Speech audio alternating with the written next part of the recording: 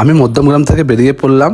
আমার গন্তব্যস্থল হচ্ছে শিলিগুড়ি এবং বাসে করে যাচ্ছি, এই রয়্যাল ক্রুজার বাসে, যার ভাড়া নিয়েছিল 1200 টাকা মতন। এবং আমাকে উঠতে একটি জলের বোতল দেওয়া হয়। ঠান্ডা এসি বাসের মধ্যে বসে যাচ্ছিলাম শিলিগুড়ি। তো দেখুন এখানে একটা জায়গায় বাস দাঁড়িয়েছে যেখানে আধ ঘন্টার মতন দাঁড়াবে এবং এখানে যা ওয়াশরুম করার করে নিয়ে হয়। সেই ওয়াশরুমগুলো খুব পরিষ্কার এবং তারপরে আমি একটু চা খাচ্ছি। হ্যাঁ, চা আপনি খেয়ে এবারে আমি বাসে ওঠার জন্য আবার রেডি হচ্ছি। এই বাসগুলো এখানে আধ ঘন্টা মতন দাঁড়ায়। দেখো, সারা রাত বাসে চড়ার পরে সকালে সুন্দর একটা ভিউ দেখতে পাচ্ছি জানলার ধারে বসে, এবং ছোট ছোট কত দোকান ঘর বাড়ি দেখতে দেখতে আমরা এগিয়ে যাচ্ছি শিলিগুড়ি থেকে দার্জিলিং এর পথে। সারা রাত ভোর গাড়িটা চলার পরে একটু চাকাটা বিশ্রাম নেওয়ার জন্য দাঁড়ালো, তো আমরাও সেই জন্য দাঁড়ালাম। অবশেষে পৌঁছে গেলাম আমার ডেস্টিনেশন দার্জিলিং এ।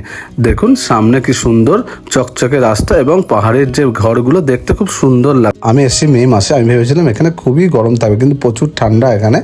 যেমন আমাদের এসিতে 16 থাকে সেরকম ঠান্ডা। এই যে টয় ট্রেন যাচ্ছে, তো এই টয় ট্রেনটা হচ্ছে এখানকার সুন্দর আকর্ষণ একটা জিনিস। তোমরা চাইলে টয় ট্রেনেও এই দেখো, এই যে জায়গাটা, এখানটা চলে এলাম আমরা। এই জায়গাটা হচ্ছে মল রোড।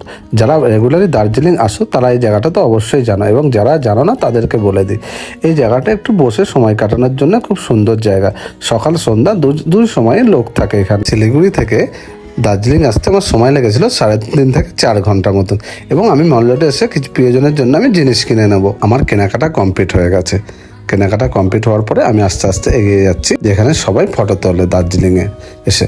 সেই জায়গাটা তোমাদের দেখাতে নিয়ে যাচ্ছি, চলো আমার সাথে তোমরা। দার্জিলিংয়ের আর একটা জনপ্রিয় জায়গা হলো এই জায়গাটি, যেখানে সবাই এসে ফটো তোলে। তাই আমরাও ফটো তোলার জন্য লাইনে দাঁড়িয়ে পড়লাম।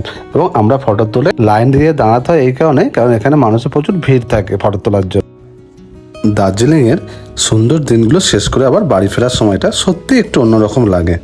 পাহাড়ের ঠান্ডা হওয়া, মেঘে ঢাকা রাস্তা, সকালে গরম চায়ের কাপ, আর সেই শান্ত পরিবেশ, সব কিছু যেন মনকে আটকে রাখতে চাইছিল। কিন্তু প্রতিটা ভ্রমণে একটা শেষ থাকে, আর সেই সুন্দর স্মৃতিগুলো নিয়ে আমরা ফিরলাম বাড়ির পথে। ফেরার সময় জানলার বাইরে পাহাড়গুলো ধীরে ধীরে দূরে চলে যেতে দেখে মনটা একটু খারাপ হয়ে যাচ্ছিল। মনে হচ্ছিল এই মুহূর্তগুলো যদি আর একটু বেশি সময় ধরে রাখা যেত। তবুও নতুন স্মৃতি, অনেক হাসি আর ভালো লাগা নিয়ে আবার ফিরে এলাম নিজের শহরে। নিজের শহরে ফিরে আসার অনুভূতিটা সবসময় একটু আলাদা।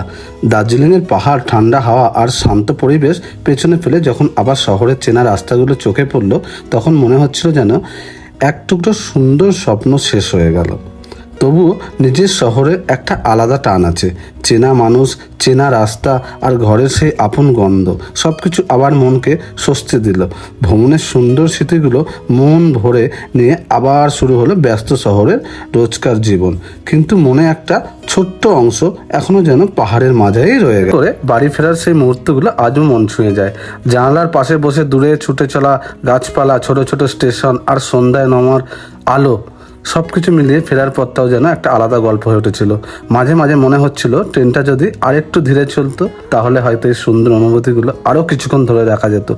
একদিকে ভ্রমণ শেষ হওয়ার মন খারাপ, অন্যদিকে বাড়ি ফেরার আনন্দ, দুটো অনুভূতি একসাথে কাজ করছিল।